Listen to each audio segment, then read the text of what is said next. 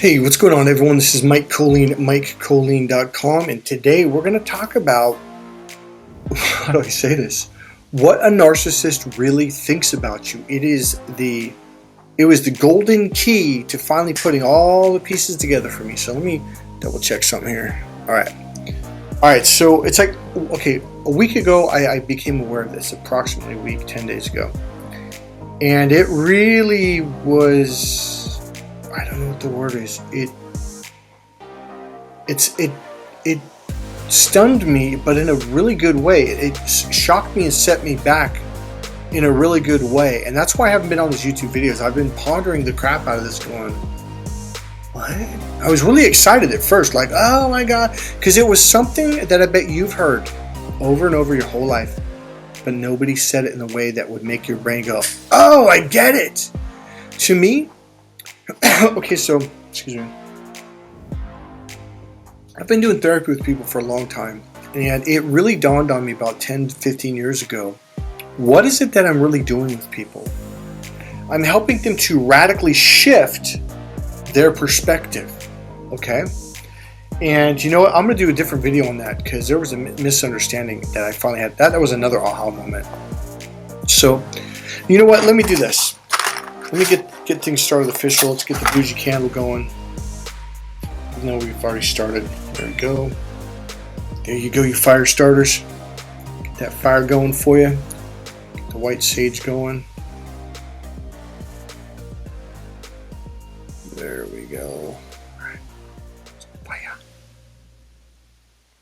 Okay. All right, let's get this going. Okay, so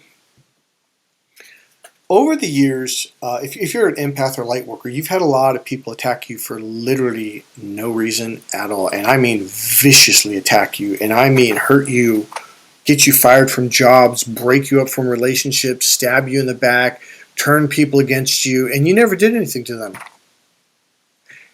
And your whole life, you're like, why is my life like this? Why are people like this? Well, here's the one thing I've learned. I'm a lot more aggressive with people now. I used to be this nice empath all the time. Now I'm what's called a dark empath. I'm a super cool dude. I don't go out trying to hurt people like a narcissist does. But if a narcissist tries to hurt me, oh, game's on. Game is on. The thing about it is, narcissists want you to believe that since you're an empath, you can't defend yourself. Oh, no, throw that out the window. That's bullshit. Here's the thing. We're a lot better at the tools that narcissists use than they are. We just never use them. What a narcissist seems to forget or not quite understand is they're the ones who've been teaching us how to use these tools our whole life because they've been using them on us our whole life, and we know how bad it feels. A narcissist doesn't, because they got really good at setting up the rules with people that they think are kind-hearted people. What they don't understand about empaths is empaths can be quite vicious. We just, up until very recently in time, we just haven't, because our whole thing is we want to make things peaceful and loving and kind and all that stuff. But there's an awakening going on, and empaths are going, oh, wait, so that's why they're mean to me is because I'm nice to them? Yes. So you sting them, and you sting them, and you sting them, and you sting them, and you don't stop. They will eventually back off. So that's the good news. Okay, so what I learned, and it was just a major aha, like, really? All right. I know you've heard it from other videos, but for me, this piece, I just couldn't make a connection. I didn't get it. Didn't make any sense to me. I didn't see it. So one of them gave themselves away, but they've been giving themselves away for years, but I just didn't quite get it. Okay, I'm going to give you an example. Here's a real life example. So I had a goddaughter about, I don't want to say had because we're not in contact anymore. I think she's in Texas now. And I was taking her to school, picking her up from school, as I would do, pretty much regularly. And I think it was her second year, maybe her third year. I'm not sure. But I picked her up in my little Honda. Cool little car, a sports car. But you got to understand, she went to this elite high school. And I mean expensive. I was told it was either $14,000 a semester or $15,000 a semester, okay? And every now and then, one of the parents who I'd never seen before, never met, knew nothing about, would just give me the dirtiest look. I was like, fuck is this? So it was one of these days. I was in the car waiting, parked, and I just sitting there minding my own business. Wasn't doing nothing. And my goddaughter comes running across the lawn, smiling and waving and stuff. And as she gets in, this really uber rich dude gives me this F you fucking dirty ass fucking look from about 30 yards away or 20 yards away. Man, 25 yards away. And I was just like, what the fuck? It was the beginning of the school year too, by the way. And I look at my goddaughter and she's grinning ear to ear. And I'm just like, oh, so you think that's cool that people give me dirty looks for no reason, huh? She's like, no, he's jealous. And I was like, now, you got to understand, Sean Penn's daughter was going to school there at the time, Carlos Santana's daughter, a couple of their actresses, their children. This is a school where, like, the rich kids go, okay? And this dude was probably worth $50 million or more, right? He had a $100,000 Mercedes-Benz. And he's giving me the dirty look. And and my goddaughter, she was legitimately trying to explain to me why. I'm like, well, and she was grinning. I'm like, so you think this is funny? And she was kind of almost on the verge of giggling. And I'm thinking she's laughing at me, but she wasn't. She was laughing at that guy. And she was beaming with pride, which really threw me off. And I was just like, why do you think this is so funny? She's like, he's so jealous of you. I'm like, why would he be jealous of me? Because he's taller, he's richer, he's got his, education from Stanford or Harvard or some shit like that, and on and on. I'm like, the guy's living a dream life. Why would he be jealous of me in this little Honda Civic? She goes, that's just it. He's jealous of you because his whole life, he went to school to get his doctorate degree. So he was in school for 8 to 10 years. And then he worked for another 10 years to buy that multi-million-dollar home so he could get that multi-million-dollar wife so he could, how did she say it? She said he bought that car to be his confidence. He bought that multi-million-dollar home to be his confidence booster. He got that trophy wife to be his confidence booster. And here you are, you pull up in a Honda Civic and you walk across the lawn like you own the place. I'm like, I don't act cocky. She's like, no, but she goes, that's just it. You don't have to be fake. You're comfortable in yourself. I was like, what? Well, that has to do with a lot of personal development. So when I was younger, in my early 20s, my friend Greg would tell me, someone would be mean to me for someone I'd never seen. I go, why do people do this to me? Like, what the fuck? He goes, dude, they're jealous of you. So Greg went to high school with me. And we were talking about this, and he goes, what did he say? He goes, don't you get it? He goes, you know that commercial, everyone wants to be like Michael Jordan? Like, yeah, I'm thinking, like, I'm not Michael Jordan, right? Now, I just said a piece of it right there. Not necessarily the Michael Jordan part, but I'll get back to it. So he goes, yeah, but you don't understand. Like, he goes, in high school, everybody wanted to be you. I was like, what? Everyone hated me. He's like, yeah, they were dicks to you, but it's because they were jealous of you. He's like, dude, you were captain of the football team, captain of the wrestling team. He goes, you were really good at sports and blah, blah, blah, blah. I was like, what? And so, but my experience, now you understand my experience. My experience wasn't all these people being wonderful to me. My experience was every single day, almost every single hour, maybe not every hour, but somebody was being a complete dick to me for no reason at all. And I was like, life was just a pain in the ass, right? And so I'm looking at him like, he goes, Mike, that should make you feel good. Oh, and that's what my goddaughter says. She goes, that should make you feel good. That guy's being a dick because he's jealous of you. And I'm just like, what? She goes, don't you see it? I'm like, huh? It didn't make any sense to me. Well, somebody very recently let the cat out of the bag on accident, and it was a narcissist.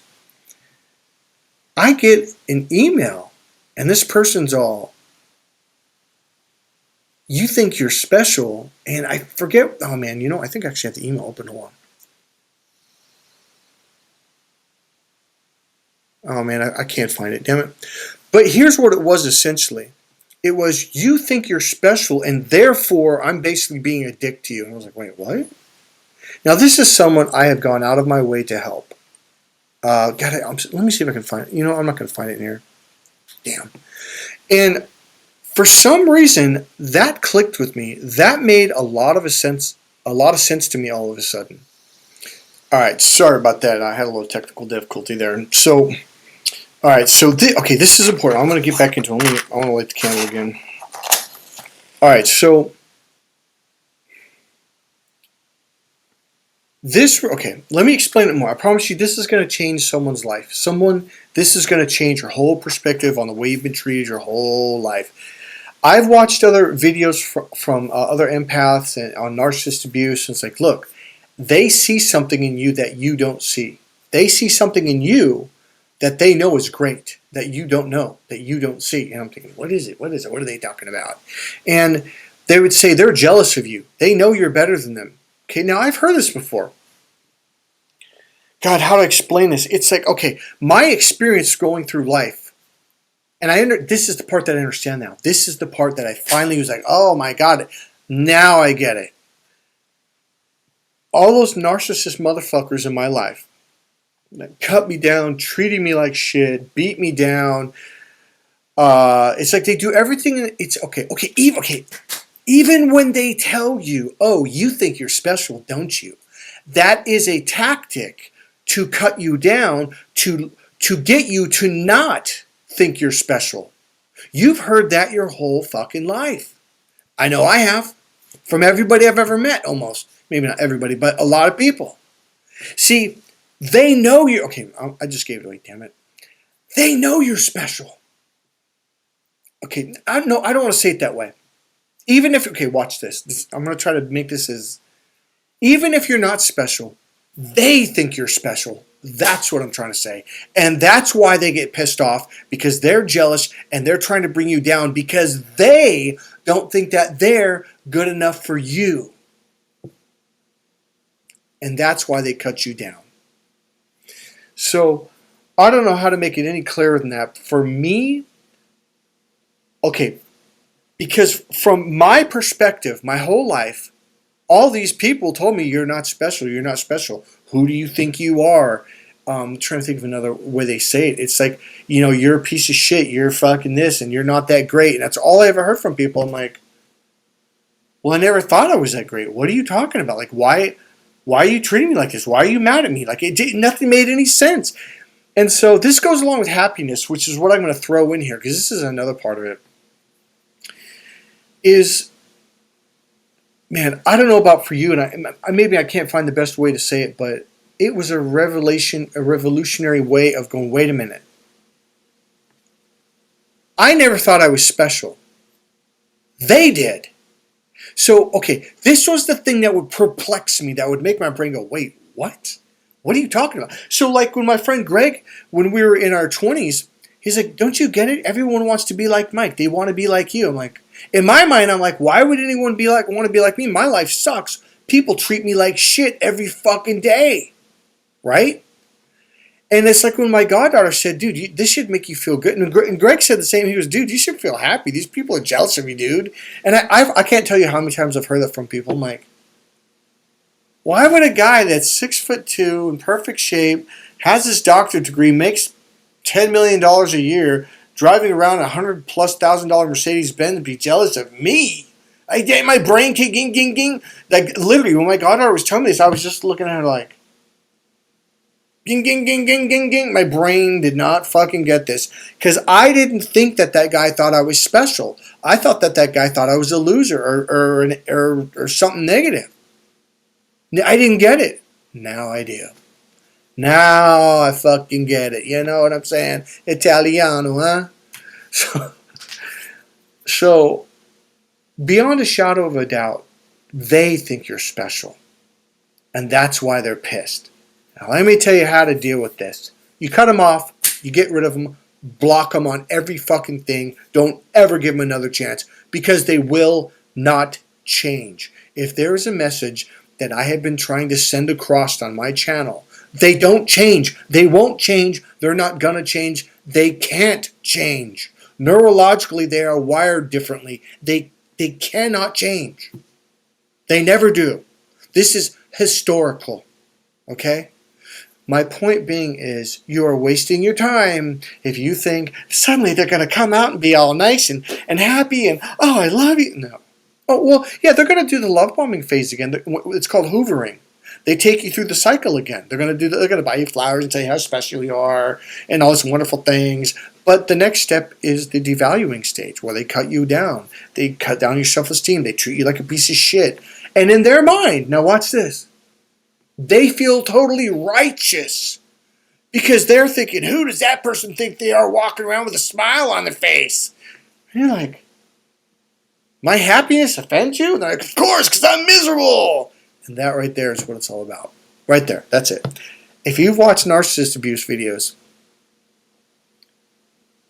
you have heard from all these people saying that inside they're miserable. It is an absolute horrific hell, satanic, burning brimstones and fire, however you say that. They are in hell and they don't like themselves at all. And here you walking by, even if it's only for 5 seconds in 1 week that you were happy. Oh my God, they're always happy. Because remember, they're looking down this very narrow tube, and that the left brain deletes, distorts, and generalizes, or I should say parts, delete, distort, and generalize.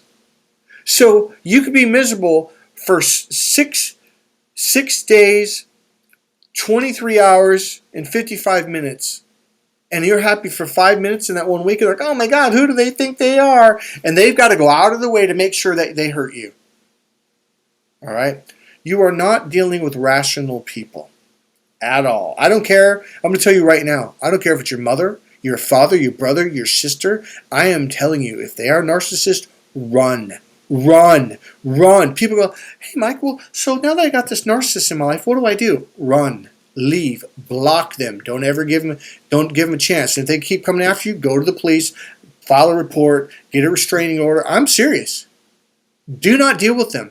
Their whole number one goal, I am telling you, is to destroy you. To destroy your life.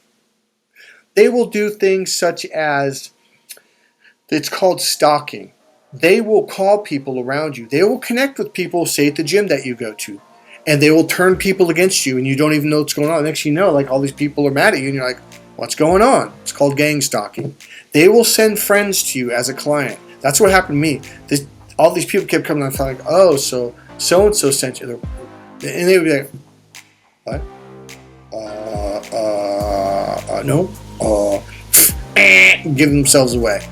So the point being is, that's what they do. They're not going to change. You got two things. Number one, block them completely. Number two, sting them. Sting them. Narcissists are sensitive when it comes to their ego. More sensitive than anyone else on the planet. If you sting them and they're like, that's all they're going to get, they're going to give up. They're not going to want you back. I am telling you, they don't want to get hurt emotionally. Cut them down. Tell them what their faults are. Just tell them about the things that they did to you that you don't like. You don't even have to be mean. Just call them point blank on it. And don't back down, because they're going to try to smooth talk you. Oh, well, you misunderstand. That's you. No, I didn't. I didn't misunderstand. I know exactly. It's right here in the email. It's right here in the phone call. It's right here in the voice message. I saved them all. Save them all. Save them. I did. I'm going to give you, you know what? This video is getting too long. I'm going to put another video about, kind of about this, but the next phase. Hey, this is Mike Colleen at MikeColleen.com. I hope to God this helps you out. Live your life. Get the hell away from narcissists. Screw them. If you need coaching, give me a call. I'll help you out. I've been doing this for a long time. Bye.